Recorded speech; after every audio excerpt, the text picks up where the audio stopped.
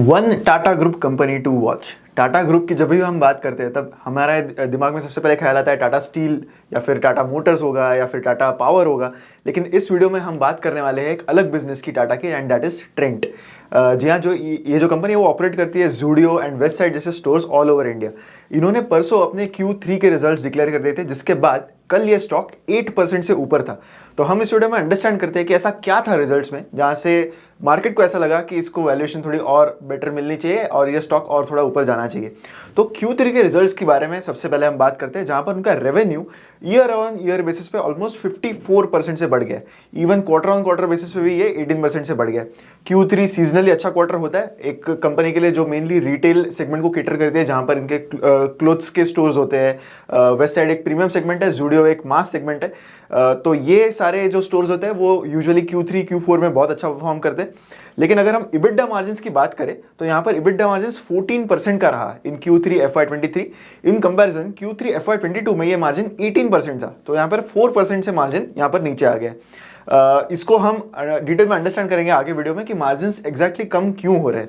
Net profit margin 7.3% का रहा। Retail segment है तो यहाँ पर हम ज़्यादा मार्जिन एक्सपेक्ट नहीं कर सकते। अगर आपने डीमार्ट का बिजनेस मॉडल अंडरस्टैंड किया होगा तो वहां पर यू वुड नो कि यहाँ पर मार्जिन्स कम होता है, ये पूरा वॉल्यूम का गेम होता है। तो चलिए हम रिजल्ट के बारे में और थोड़ी डिटेल में यहाँ पर जानते हैं। सो अगर आप देखोगे इस कंपनी का रेवेन्यू ट्रेंड एंड जो ईयर ऑन ईयर ग्रोथ हो रही है, तो यहाँ पर ग्रोथ का जो रेट है वो बहुत ज़्यादा हाई है। अगर हम प्री कोविड लेवल्स से अगर कंपेयर करें तो ग्रोथ अभी बहुत तेज़ी से पिकअप हो रही है। एंड जो year on year growth percentage है वो भी काफ़ी अच्छे से यहाँ पर बढ़ रहा है। अगर हम मार्जिन्स के साइड पे अगर हम बात करें तो यहाँ पर जो एनालिसिस है वो बहुत इंटरेस्टिंग हो जाता है। अगर हम प्री कोविड के टाइम्स के मार्जिन्स की बात करें, इबिडा मार्जिन्स की अगर हम बात करें तो somewhere around 20, 15, 17, so somewhere around 15 to 20% के बीच में इबिडा मार्जिन हुआ करता था।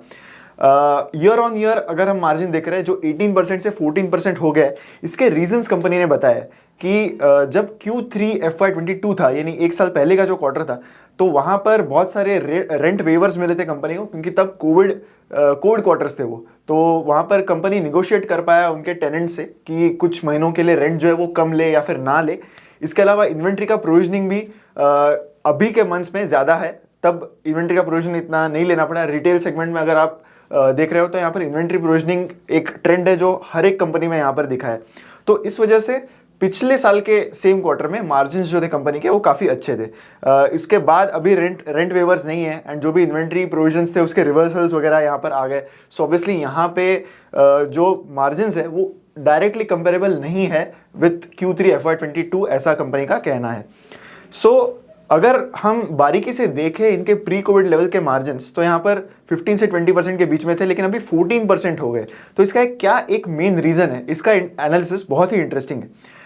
सो कंपनी के पास करंटली जो पोर्टफोलियो है that is somewhere around 550 fashion stores है इनके पास, जहां पर इनके अराउंड 211 वेस्ट साइड स्टोर्स है एंड 326 जूडियो स्टोर्स है। इसके अलावा 21 स्टोर्स है जो बाकी लाइफस्टाइल कॉन्सेप्ट्स में केटर करते हैं, जैसे ज़ारा। सो इनका जो पूरा रिटेल बेस्ड पोर्टफोलियो है वो मेनली डोमिनेट होता है वेस्ट साइड एंड जूडियो में। तो यहाँ पर एक ट्रेंड समझना बहुत इंपॉर्टेंट है हमारे लिए, एंड दैट इज इनके स्टोर काउंट का ट्रेंड एंड एक्सपांशन किस तरह से हो रहा है। अब अगर हम जूडियो के स्टोर काउंट की बात करें, देन आप इस वक्त आपकी स्क्रीन पर देखोगे चार्ट विच शोज कि जूडियो स्टोर्स का एक्सपांशन कैसे हुआ है। FY20 में देयर वर ओनली 80 स्टोर्स, जो FY21 में 133 हो गए। FY22 में 100 न्यू स्टोर्स ऐड हो गए and currently 9 months ended FY23 में इट इज ऑलरेडी 326 स्टोर्स, यानी लगभग 100 स्टोर्स उनके 9 महीनों में ही ऐड हो गए। सो यहाँ पर हम देख रहे हैं कि जूडियो स्टोर्स का एक्सपांशन कितना तेजी से हो रहा है। एंड लाइक आई सेड, ये एक मास सेगमेंट है, यानी this caters to a bit lower than premium range of clothes. So this is a mass segment जहां पर वॉल्यूम ज्यादा मैटर करता है एंड यहाँ पर मार्जिन जो है वो कम होते हैं। इन कॉन्ट्रास्ट वेस्ट साइड के जो स्टोर्स है they are also growing, but उसके ग्रोथ की पेस उतनी नहीं है जितनी जूडियो की है। सो ऑब्वियसली वेस्ट साइड का जो मार्जिन है वो बेटर है जूडियो से, लेकिन रेवेन्यू में कंट्रीब्यूशन करंटली जूडियो से ज़्यादा आ रहा है। ऑल्दो कंपनी दोनों का जो डिस्क्लोजर है वो सेपरेटली नहीं देती कि वेस्ट साइड स्टोर से कितना उनका रेवेन्यू आ रहा है एंड जूडियो से कितना आ रहा है, लेकिन हम एक्सपांशन से ये अंदाज़ा लगा सकते हैं कि करंटली जो भी उनका केटरिंग है वो मास सेगमेंट में ज़्यादा हो रहा है एंड कंपनी यहीं पर ज़्यादा फोकस कर रही है। तो इसका फ़र्क क्या पड़ता है?